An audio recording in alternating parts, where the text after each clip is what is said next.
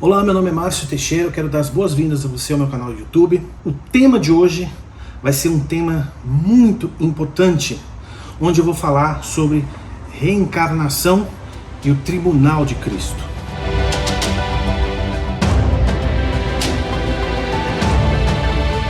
Antes de eu mergulhar nesse conteúdo, antes de eu me aprofundar nesse conteúdo, eu quero convidar você, se porventura você ainda não se inscreveu no meu canal, se inscreve no meu canal e clica no sininho de notificações para que o YouTube possa avisar você toda vez que eu coloco um vídeo novo. O vídeo de hoje, ele nasceu fruto de algumas conversas que eu tive com algumas pessoas, mas principalmente de uma postagem que eu fiz. E eu postei essa semana essa imagem que você está vendo aí agora, com um versículo, 2 Coríntios capítulo 5, versículo 10. Pois todos devemos comparecer perante o tribunal de Cristo, para que cada um receba segundo o que tiver feito por meio do corpo, ou bem ou mal.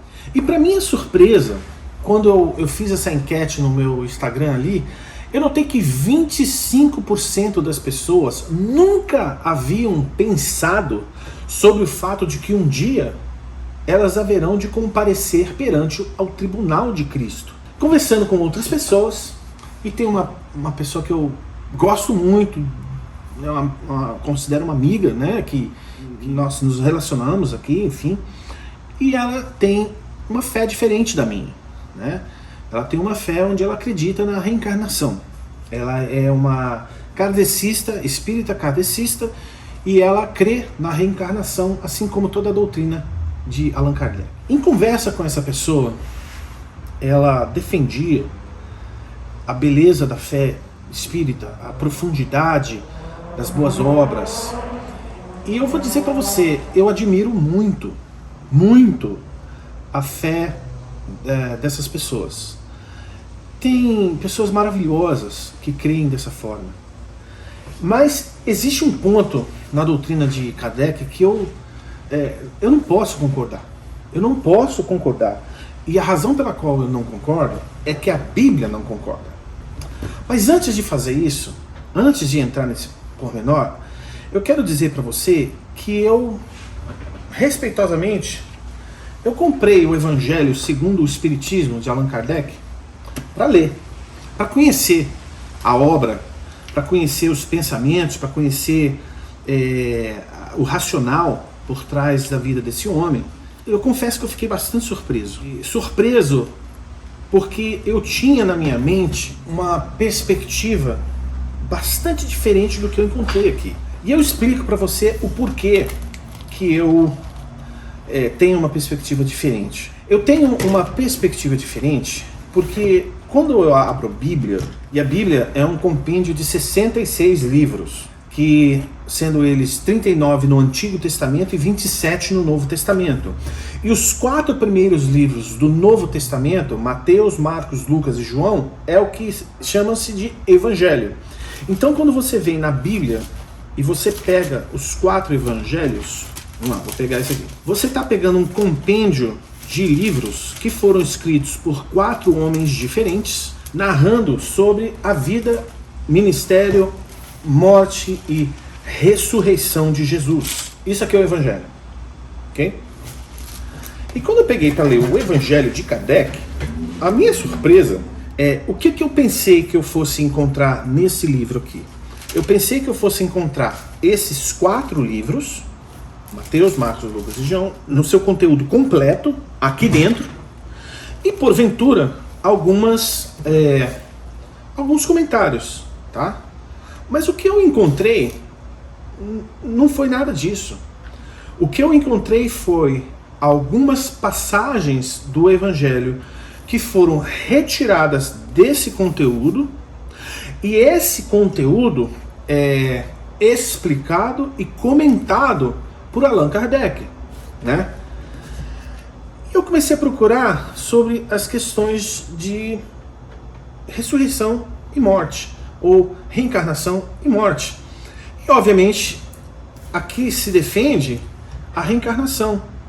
Aqui se defende que a sua boa obra, né, te leva a um nível superior de grandeza ou de caráter ou de alma, né? E que se você não atinge um determinado grau, você morre e reencarna e numa outra experiência você passa a tentar novamente. E por que ele usa os trechos da Bíblia para embasar a sua filosofia? Eu realmente tenho dificuldade em lidar. É que quando ele fala que ele deixa de fora do compêndio da Bíblia algumas passagens fundamentais. Por exemplo, Apocalipse, capítulo 20,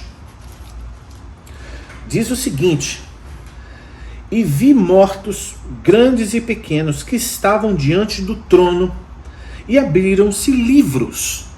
Abriu-se outro livro, que é o livro da vida. Os mortos foram julgados pelas coisas que estavam escritas nos livros, segundo as suas obras.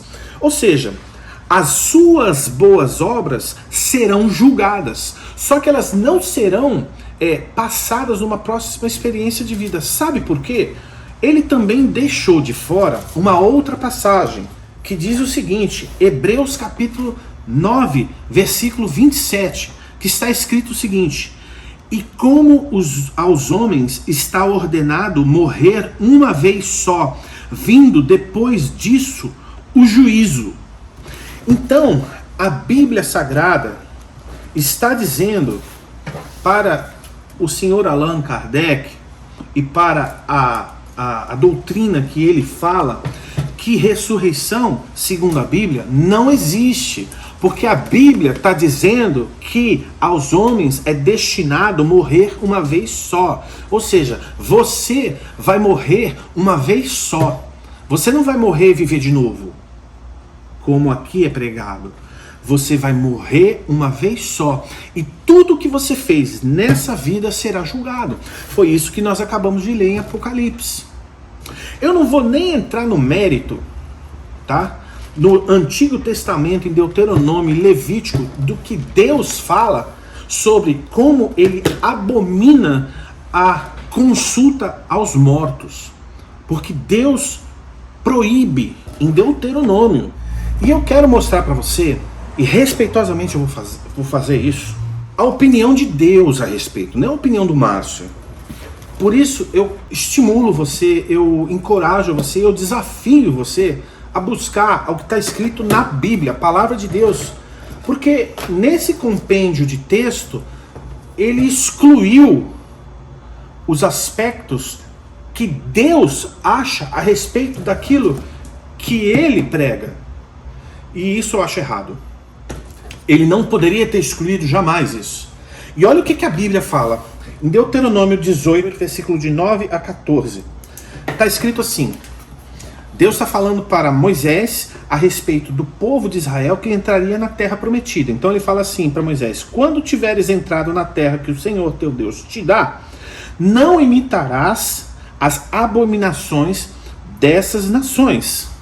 Não haja no meio de ti quem faça passar pelo fogo o filho ou a filha, nem adivinhador, nem prognosticador, nem agoureiro, nem feiticeiro, nem encantador, nem necromante, nem mágico, nem quem consulte mortos. O Senhor abomina todo aquele que faz essas coisas. Bom, eu não preciso ler muito mais, eu não preciso nem sequer comentar o que a Bíblia está dizendo. Deus abomina quem consulta os mortos. Ponto final. E ele abomina quem é que está por trás, o médium que está fazendo isso. Deus também abomina, está escrito aqui na palavra, não é o Márcio que está falando. Outro trecho muito sério está em Levítico capítulo 19, versículo 31. É Deus falando, é a opinião de Deus, não é a opinião do Márcio e muito menos a de Allan Kardec, porque ele ocultou aqui, tá? A opinião de Deus na palavra está dizendo o seguinte: não vos voltareis para os médiuns, nem para os feiticeiros, a fim de vos contaminardes com eles. Eu sou o Senhor vosso Deus. Deus está dizendo que ele não quer que haja consulta a mortos. Ponto final. Outra passagem, Levíticos 20, versículo 6. Quando alguém se voltar para os médiuns e feiticeiros para se prostituir após eles, eu me voltarei contra ele e eu o eliminarei do meio do povo. Ou seja, ele estava dando uma ordem específica ao povo de Israel. Se você procurar esse tipo de consulta espiritual, eu, Deus, vou te eliminar, porque você está o quê? Se contaminando espiritualmente. O que Deus está querendo mostrar através da palavra dele é que existe uma divisão clara entre a palavra e o compêndio completo da palavra de Deus versus a explicação do Sr. Kardec sobre o que seja a sua visão do Evangelho segundo o Espiritismo, porque está faltando uma série de coisas nessa visão que eu acabei de lhe dizer, que você vai morrer uma vez só, que você vai prestar contas a Deus da sua vida e que Deus abomina a consulta aos mortos. É por isso que não existe reencarnação, porque quem é que pode determinar a vida e a morte de uma pessoa? Só Deus. Sim, se a pessoa pegar um revólver e matar a pessoa, tudo bem, ela está determinando, sim, mas e aí? O que isso quer dizer? A pessoa vai voltar e vai viver de novo? Aonde que está a base para isso? Não existe base para isso.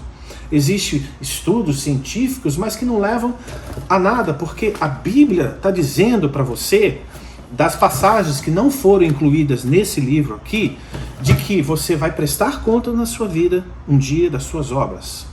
Agora eu quero te dizer o que significa prestar contas das suas obras no contexto bíblico. Deixa eu te explicar o que significa. Lembra que eu li para você em Apocalipse 20? Tá aqui, ó. Abre também. Essa passagem não existe aqui, tá?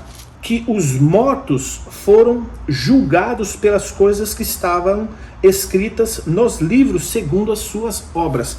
Peraí, que livro é esse? Significa que quando você morre, Deus tem uma biblioteca gigantesca no céu, na presença dele. Você vai perante o juiz chamado Jesus Cristo, abrirão-se livros, onde ali estarão escritas toda a sua vida.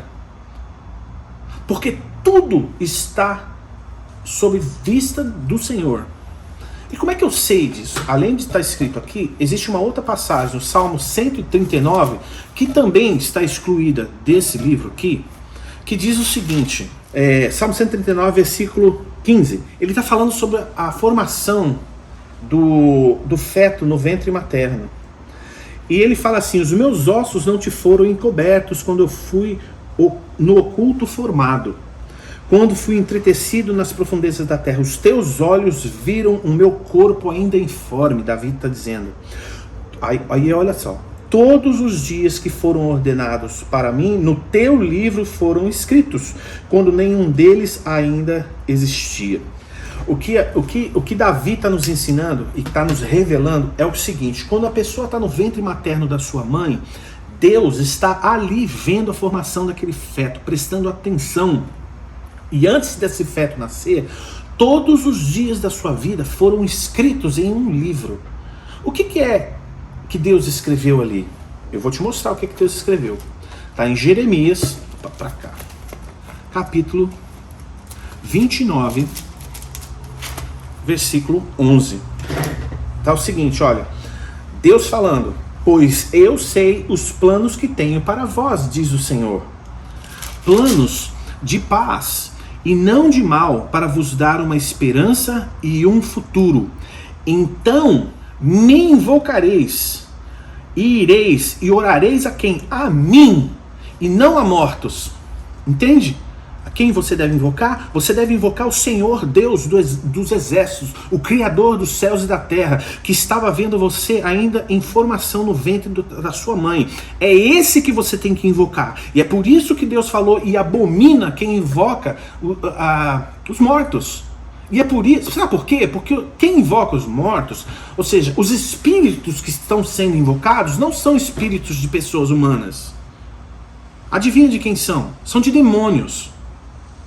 Alguns vão ficar extremamente chocados com o que eu estou falando, mas é a verdade. E olha só, buscar-me-eis e achareis quando buscar de todo o vosso coração.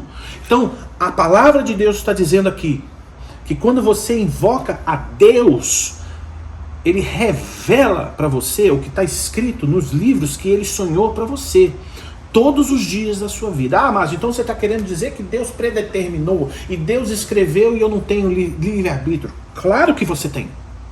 E é exatamente porque você tem o seu livre-arbítrio que você um dia será julgado pelas suas obras.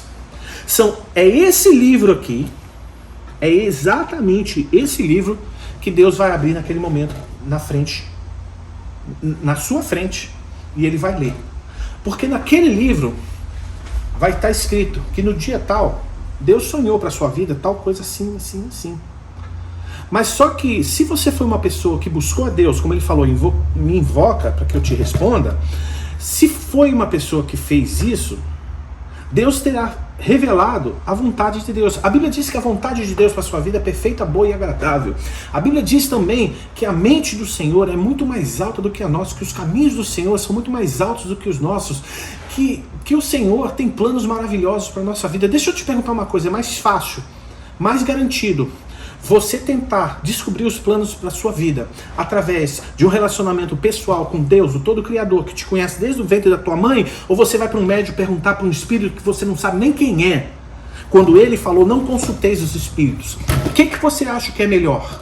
Consultar a palavra de Deus que é completa, ou consultar a opinião de alguém que escondeu de você os princípios que você vai morrer um dia e uma vez só, e você vai prestar conta das suas obras? O que você acha que é melhor? Não, sinceramente falando. E aqui eu não estou falando mal de nenhuma pessoa, tá? Eu estou falando mal de uma ideia, de um conceito. Isso aqui não existe. Isso aqui é bonito na prática. Mas haverá um dia em que você estará perante a presença do Senhor. E Deus vai procurar uma coisa no seu livro. A primeira coisa que Ele vai perguntar, sabe o que Ele vai perguntar para você? Ele vai perguntar para você a mesmíssima pergunta que Pilatos fez para o povo de Israel a respeito de Cristo. Quando Jesus estava sendo julgado, que Ele ia ser crucificado, Pilatos perguntou para a população de Jerusalém, perguntou: o que fareis desse Cristo?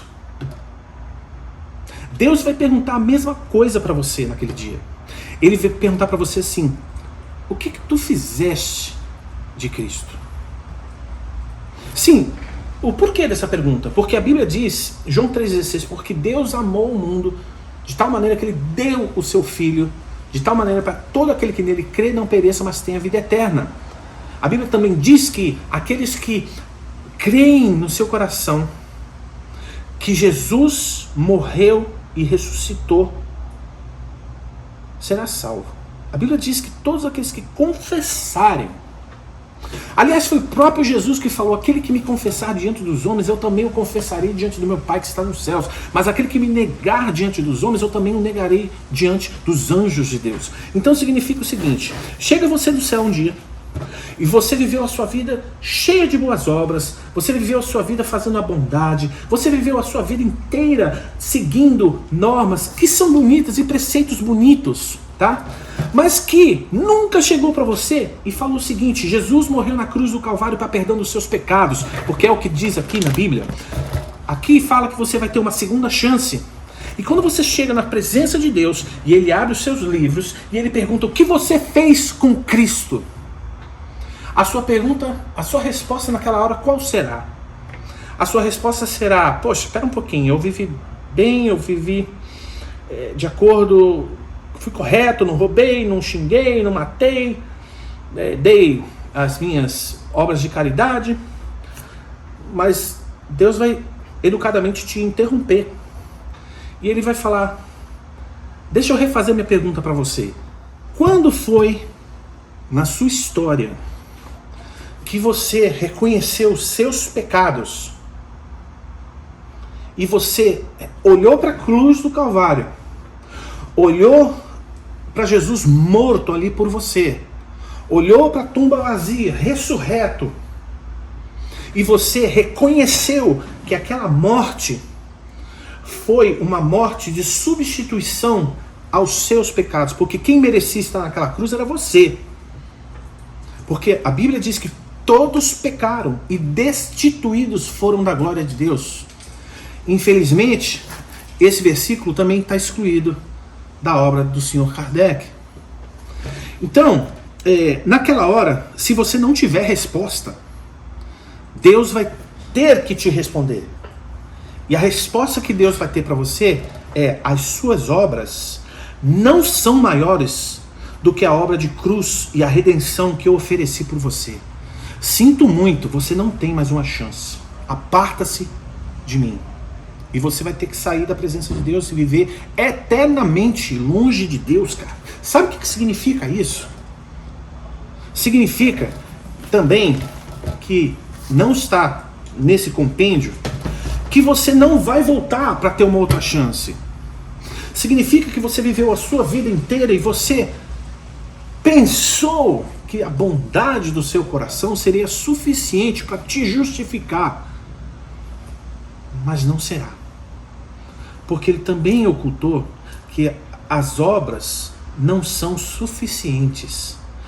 As obras não são suficientes para a salvação da sua alma.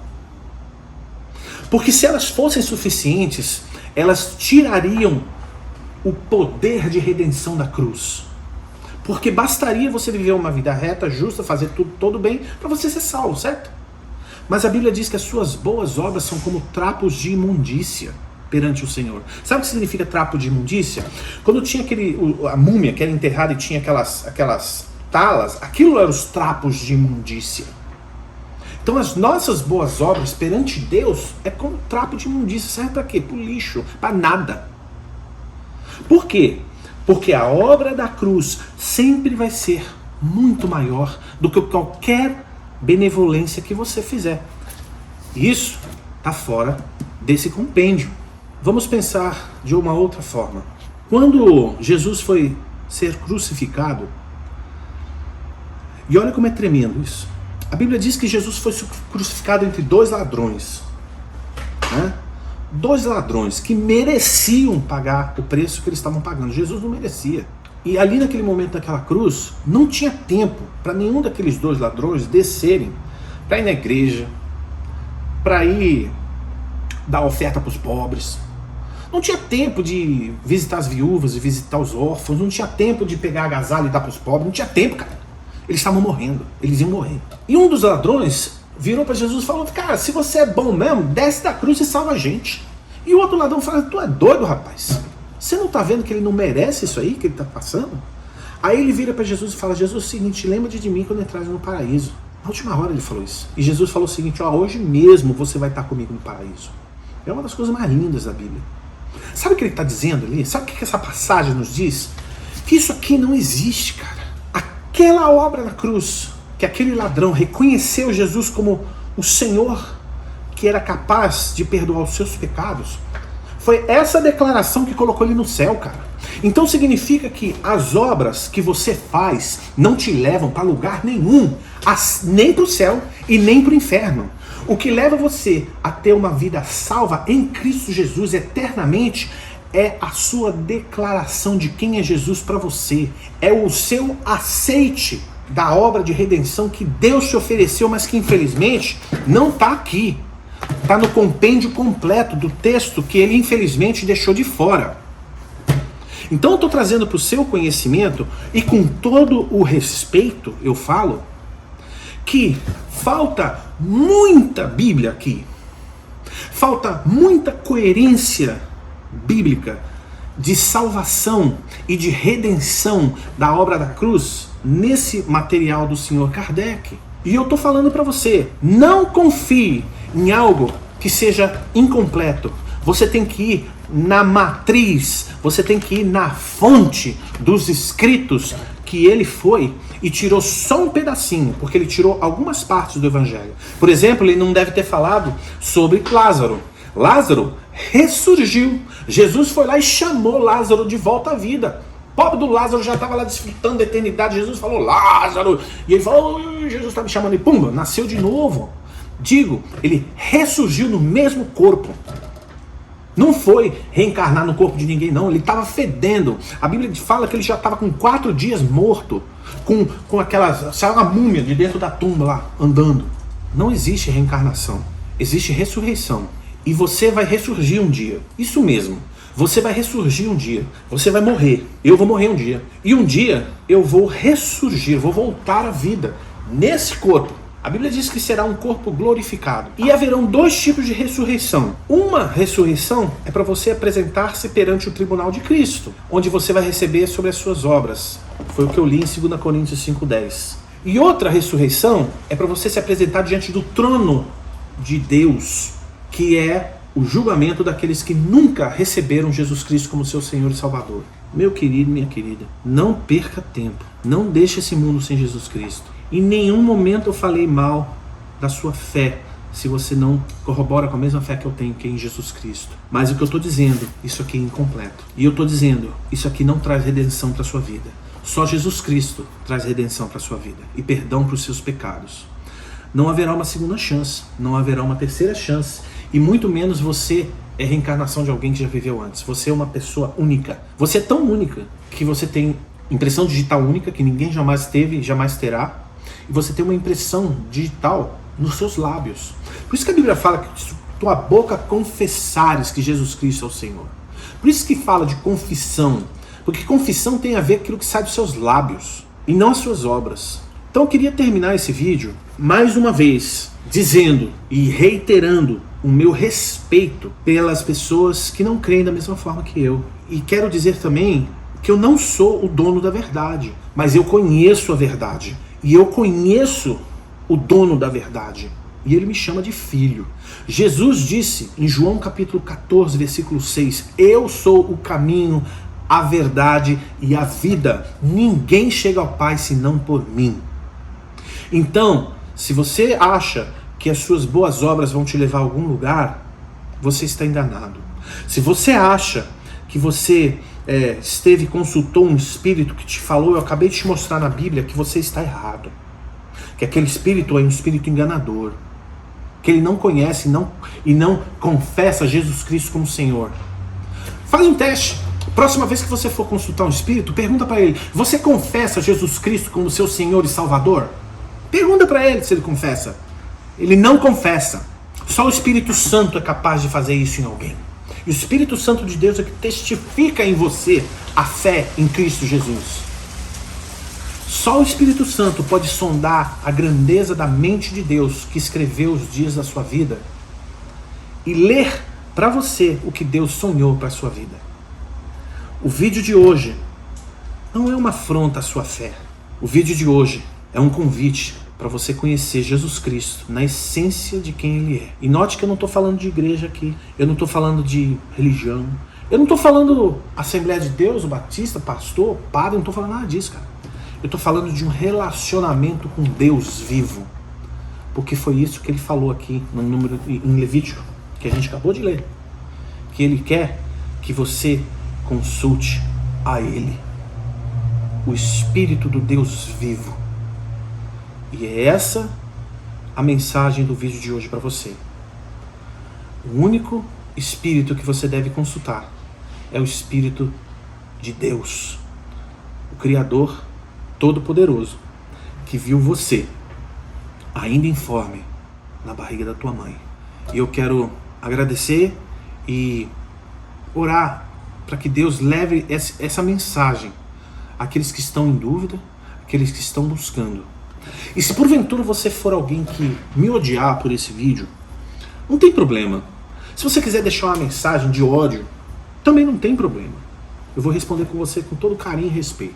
Porque o meu papel não é denigrir ninguém, não é denigrir a imagem de ninguém, não é falar mal de ninguém. E esse canal aqui não serve para isso. Mas esse canal aqui vai falar de Jesus Cristo. Esse canal aqui vai falar do sangue que Ele derramou para o perdão de pecados da humanidade. Sabe por quê? Porque quando eu chegar na presença de Deus e Ele me perguntar o que você fez com Cristo, eu vou ter uma resposta. Eu vou falar, Senhor Jesus, no dia 23 de setembro de 1993, eu estava num apartamento lá em São Paulo e eu aceitei o seu chamado na minha vida. Eu aceitei Jesus Cristo para perdão dos meus pecados. E o Senhor me salvou. E desde então vivi uma vida tentando obedecer às Escrituras. E eu procurei, em um certo momento da minha história, levar Jesus Cristo para outras pessoas, para que outras pessoas também conhecessem a grandeza, a profundidade e a graça do amor de Deus, assim como eu um dia experimentei. Dentre outras coisas, eu vou poder responder isso. Eu tenho uma resposta para essa pergunta. E você tem uma resposta? Deus te abençoe e até o próximo vídeo.